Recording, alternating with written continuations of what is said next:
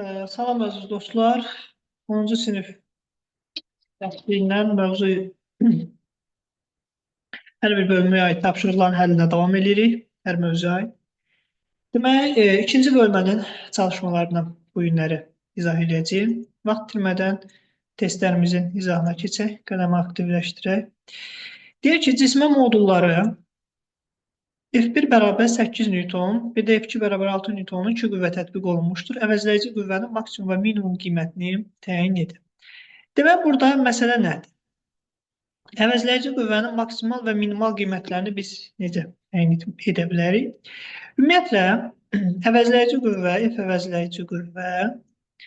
əvəzləyici qüvvənin, daha doğrusu, modulu. Əvəzləyici qüvvənin modulu bu ifadə ilə yazılır. Kök altında F1-in kvadratı, yəni kosinuslar teoreminə görə üstə gəlsin F2-nin kvadratı, üstə gəlsin 2 F1 F2 kosinus alfa. Əgər alfa bərabər 180 dərəcə olarsa, yəni burada alfa 180 dərəcədə kosinus -1 olur, onda bu ifadədən kök çıxacaq. Kök altında olacaq F1-in kvadratı, F1 üzr istəyirəm, minus F2-nin kvadratı.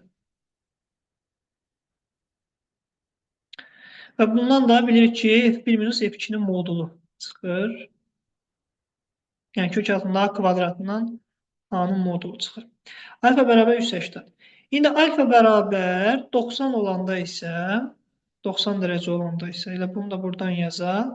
Nə olacaq? Kök altında F1 və gəlin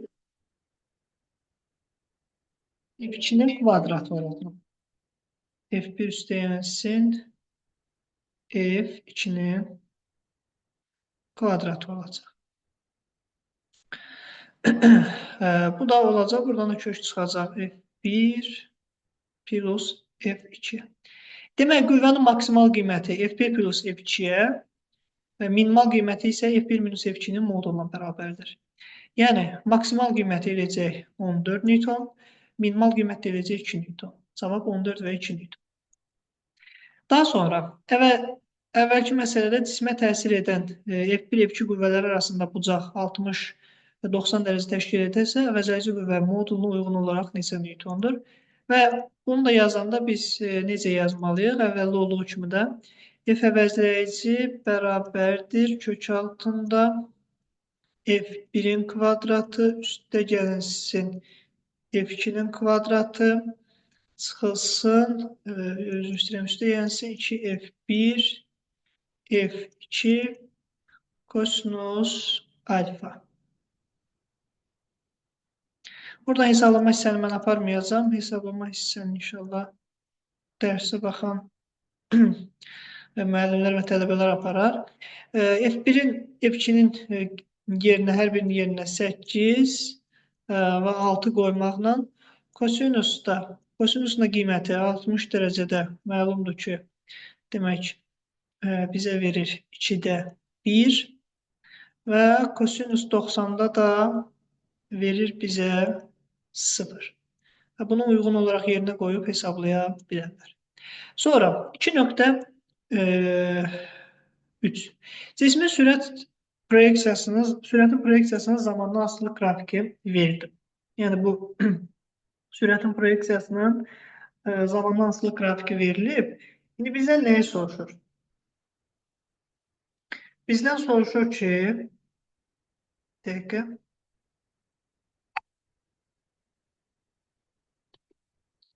Bizdən soruşur, demək, cismin sürət proyeksiyası zamandan asılı qrafikinə əsasən hansı zaman intervalında əvəzləyici qüvvə 0-a bərabər olar? Əvəzləyici qüvvə 0-a bərabər olması üçün demək, Newtonun birinci qanununa görə əgər əvəzləyici qüvvə 0-a bərabərdirsə, demək, cismin sürəti ya bərabər sürət, düz xəttli bərabər sürətlə hərəkət edər, ya da sükunətdə qalar. Onda biz Vx-ın ya konstant olduğu, ya da Vx-ın 0-a bərabər olduğu Yəni, belə deyək də, intervallara baxacağıq. Burada deyəsən, ümumiyyətlə, x-in sıfıra bərabər olduğu interval yoxdur, amma sabit olduğu intervallar var. Bu hansıdır? 0, T1, T3, T4, bir də T5, T6. Yəni, bu intervallarda cismə təsirinə əvəzləyici qüvvə konstant yox. Mən bura səhv yazmışam, 0. Belə. Yəni, əvəzləyici qüvvə sıfıra bərabər olaraqda ritmiya düz xətti bərabər sürətlə hərəkət edər, ya da sükunətlə. Daha sonra növbəti suala keçirik. Bu sual haqqında ayrıca danışılacaq. Bu 2.4, 2.5 sualları bir növ situasiya tipli olduğu üçün. Sonra 2.6-cı suala keçid var. Deyək, qaldırıcı kran kütləsi 20 ton olan yükü 0.8 metr böl saniyə kvadrat təcillə qaldırır. Burazın gərilmə qüvvəsini təyin edir. Demək, burazın gərilmə qüvvəsi burada nəyə bərabər olacaq? Cismin çəkisinə. Yəni, çəki nə idi? Dayağı vasitəyə göstərilən təsir. Həmin bu halda burazın, yəni, bu burazlarla gərilmə qüvvəsi cismin çəkisinə bərabər olacaq. O da nəyə bərabərdir? M J plus A-ya. Kütləsi 20 ton olan yükü 0.8 metr böl saniyə kvadrat təcillə qaldırır. Yəni, bu yeniləşən hərəkət olacaq burada. Çünki cismin sürətin istiqaməti yuxarıya yönəlib. Yəni, bu hərəkət qaldırılan müddətdə, yəni yuxarıya qaldırılan müddətdə təcil də, yəni işarəsi yuxarı, istiqaməti yuxarı olacaq. Yəni, müəyyən bir nöqtəyə çatanda artıq biz bilirik də bu lift misalından. Təcil istiqaməti yuxarı olanda T bərabər olur mj plus sayı. Amma əgər biz tutaq ki, yük qaldırılıb müəyyən nöqtəyə artıq başlayır yavaşdan hərəkət edəndə isə artıq olacaq nə? Olacaq mj minus. Yəni, burada yuxarı qaldırılır və belə deyək də, yuxarı hərəkət elətdirilir. Kütləsi 20 tondur. Bu təcillə yuxarı qaldırılır. Və yuxarı qaldırılırsa, yəni qaldırıldığı müddətdə, yəni bu yeniləşən hərəkət edir. Amma əgər belə deyək də, müəyyən bir nöqtəyə artıq çatdıranda sən yükü, o nöqtəyə az qalmış nə olur? Başlayır tormuz etməyə də. Yəni, yük artıq başlayır yavaşdan hərəkət etməyə. Artıq yavaşdan hərəkət etdikdə ani istiqaməti aşağı olur. Çünki yük yuxarı qaldırılır və yavaşdan hərəkətdə bilir ki, V-nə əks istiqamətdə olur. Yəni, bu halda burazda yaranan gərilmə qüvvəsi çəkiyə bərabər olacaq. Cismin çəkisi də bu halda mj plus A-ya bərabərdir. Orada da 20.000 vurulsun 10 plus 0.8 və bu ifadənin qiymətini yerinə qoyub hesablaya bilərsiniz. Əgər artıq buraz, yəni yük müəyyən nöqtəyə çatdırıldıqdan sonra, belə deyək də, yavaşdan hərəkət etdikdə artıq mj minus alınacaq. Kütləsi 1.2 ton olan avtomobil 5 saniyə müddətində sürətini 6 metr böl saniyə qədər artırdı. Avtomobilə təsir edən əvəzləyici qüvvənin modulu nəyə bərabərdir? Ümumiyyətlə, əvəzləyici qüvvə bilirik ki, F əvəzləyici bərabərdir M demək A-ya. A nəyə bərabərdir? Bilirik ki, sürət dəyişməsi bölünsün zamana. Yəni, bu sürət dəyişməsi sərf olunan zaman. Yəni, delta V vurulsun delta T-yə. İndi sürəti nə qədər dəyişdi? 60 metr böl saniyə. Buna sərf olunan zaman nədir? 5 saniyə. Demək olacaq 1200 kiloqram vurulsun 60 bölünsün 5. O da 1200 vurulsun 12 və bu da eləyəcək 144 2 dənə 0 Newton. Ondan sonra kilonewtona 1000-ə bölməklə o da eləyəcək 14,6 14,4 kilo Newton. Sonra 8-ci məsələyə keçək. Əvəzləyici F qüvvəsi M kütləli cismi T müddətdə S məsafəsində yerini dəyişdirir. Həmin qüvvə 2M kütləli cismi 3T müddətdə hansı məsafəyə hərəkət etdirir? Hər iki halda cismin başlanğıc sürəti sıfırdır. Bu tipli sualları yazanda ümumiyyətlə biz nəyə fikirləşməliyik? Birinci baxmalıyıq ki, S bərabərdir. Yönə tamamının hərəkətə gəlibsə, AT kvadratı bölü 2. A nəyə bərabərdir? A bərabərdir. F bölünsün. Yəni birinci halda cismə Newton ikinci qanuna görə təcil bərabərdir. Kütlə bölünsün, qüvvə bölünsün kütlə. Yəni əvəzləyici qüvvə bölünsün kütlə. Yəni burada da əvəzləyici qüvvə sözünü verir. A bölünsün M. Yəni bunda A-nın bu qiyməti gətirib yerinə qoyaq. Yazıram F bölünsün M vurulsun T kvadratı böl 2'ye beraber olur S'e. Bu S. Bunu bildik. Daha sonra 2M kütləli həmin qüvvə, yəni həmin o F qüvvəsi 2M kütləli cismin 3D müddətdə hansı məsafəyə atılır? Yəni mən yazıram F bölünsün. Yəni bunu daha dəqiq belə, daha yaxşı formada belə yazıldı. F bölünsün. F vur T kvadrat bölü 2M bərabərdir S'e. Bunu bildik. Yazdık burada. Daha sonra burada hansı məsələlər var? Genel olaraq biz nəzər salaq. Daha sonra isə bizə nə deyir? Yenə də bu düsturdan istifadə etməklə həmin qüvvənin 3M kütləsi cismin belə deyək də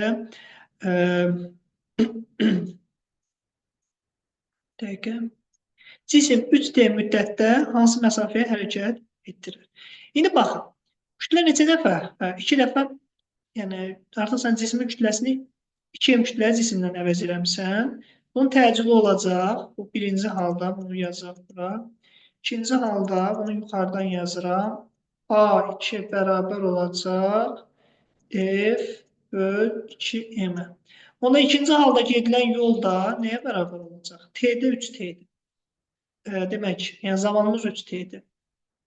Yenə də yazıram S bərabər AT kvadrat bölünsün 2. O da bərabərdir. F bölünsün 2M vurulsun 2'də 1 vurulsun 9T'nin kvadratı. O da neçə eləyir? O da bu formada eləyəcək. Demək, F vurulsun 9T kvadratı bölünsün 9T kvadratı F bölünsün 4M'e.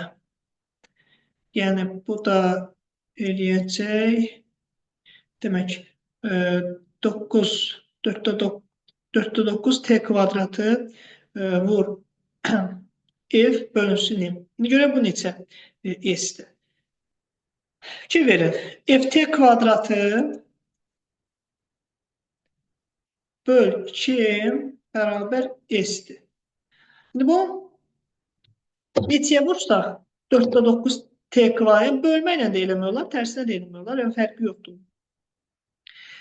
Bunu demək, T kvadrat bu ifadəni, bax bu ifadəni neçəyə vursaq 4'də 9 T kvadratı F bölünsün M alır. Yəni 2'də 1'i neçəyə vursaq 4'də 9 eləyər.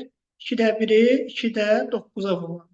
Yəni bu ifadəni mən vursam 2'də 9'a eləcə 4'də 9 T kvadratı F bölünsün deyim. Demək FT kvadrat bölü 2M eşitsə 4'də 9 T kvadratı F bölünsün M deyiləcək. 2'də 9 S. Bu da eləyir 4 onda 5 S.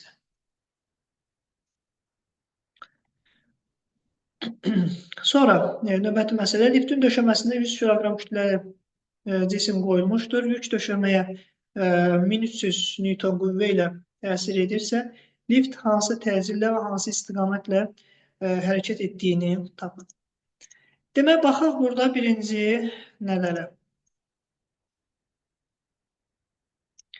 Liftin döşəməsinə 100 kiloqram kütləli cisim qoyulmuşdur. Yük döşəməyə 1300 Newton qüvvə təsir edir. Lift hansı təcillə, hansı istiqamətdə hərəkət etdiyini təyin edin.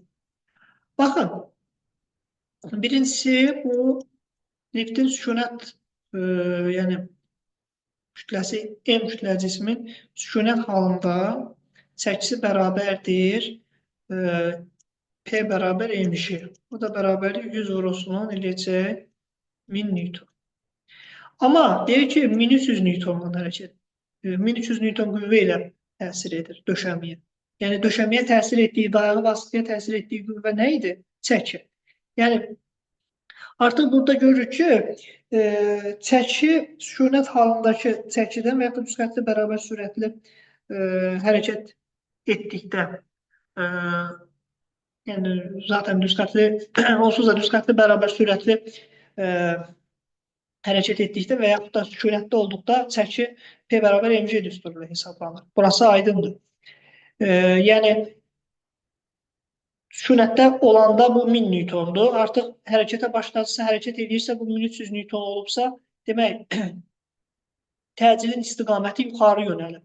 Yəni təcilin istiqaməti yuxarı yönəlib ki, bu olub P bərabərdir mg plus A olub ki, bu 1000 Newtona, yəni belə deyək də normal düzxətli sükunət halındakı qiymətindən böyük olur. Yəni mg plus A olur.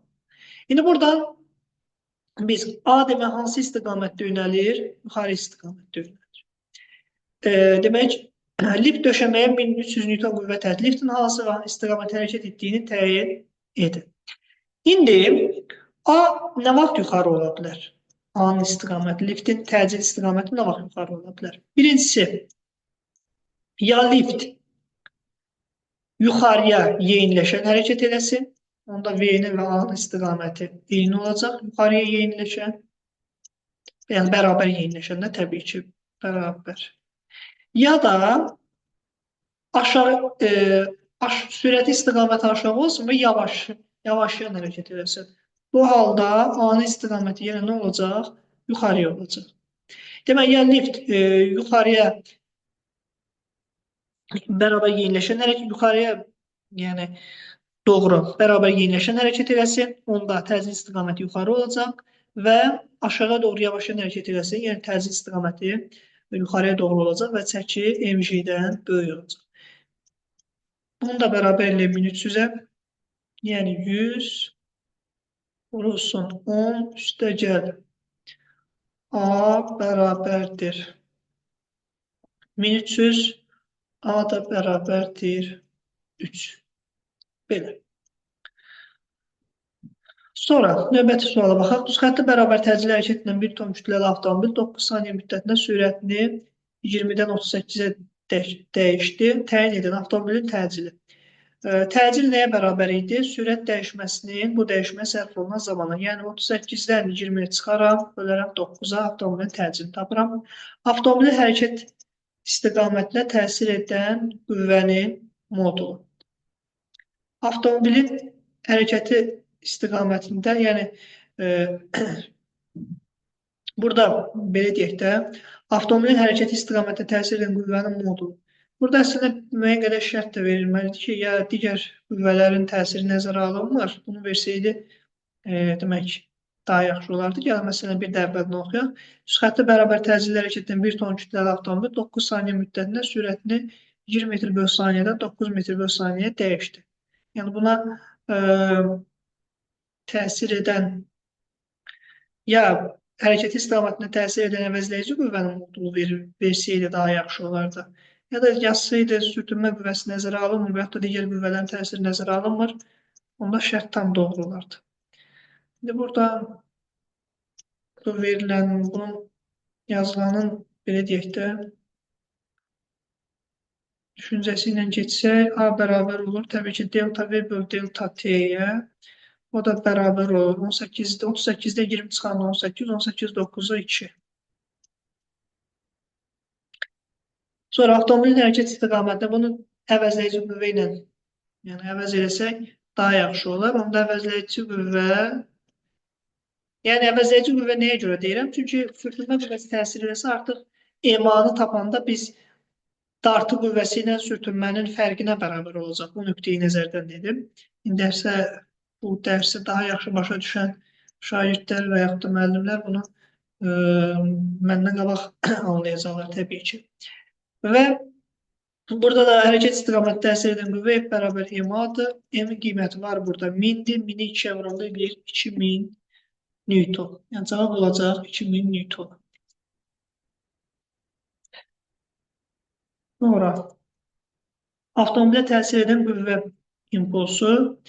Yəni qüvvə impulsu da burada delta P bərabər olacaq M vur delta. Yəni dəqiqə. Hər iki üstünü hesablanılır. F vurus delta T ilə də hesablanır. F vurusun delta T onsuz yəni eyni bir şeydir. 2000-i də 9-a vurmaqla hesablaya bilərik qüvvə impulsunu. Sonra sürət dəyişməsi baş verən müddətdə avtomobilin yer dəyişməsi. Avtomobilin yer dəyişməsinin düsturu bu necə hesablanır? Bunu da deyək. 2-ni bu da yazdıq. A, B, C. Buna 3'ü də bura yazdıq. Dördüncüsü də belə hesablanır. S bərabərdir V kvadrat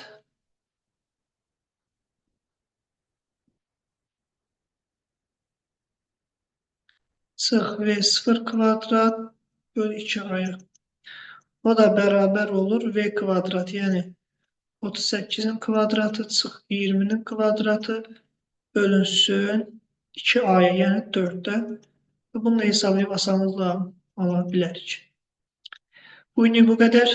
Dərslərimizin, yəni çalışmanın növbəti izahını isə növbəti video dərsimizdə izləyə bilərsiniz. Diqqətiniz üçün çox sağ olun. Bəyənib abunə olmağı unutmayın.